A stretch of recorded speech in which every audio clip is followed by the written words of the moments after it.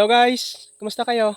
Ngayon, bibigyan ko naman kayo ng update dun sa ating itinanim na kadyos. No? Kung maalala nyo, nagtanim tayo ng kadyos dito.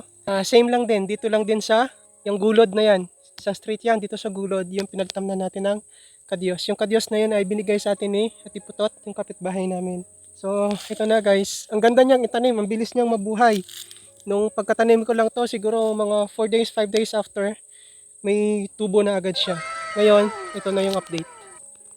Ayan na oh, di ba no? Ang gaganda na. Ayan oh. Yan. Ayan oh. So ang ginawa ko niyan guys, isang linya yan, papunta dun sa taas.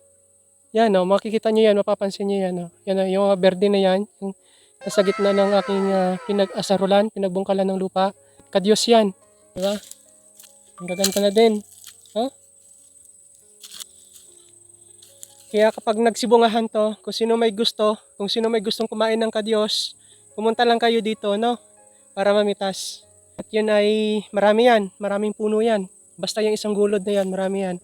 Meron pa akong pantanim nga doon, kasi wala pa nga akong linis pa. So, uubusin ulit natin ang tanim yun. Pag nagkaroon tayo ng medyo malaklawak na ulit na space dito na malinis. So, yun lang, and see you on our future vlogs. Bye!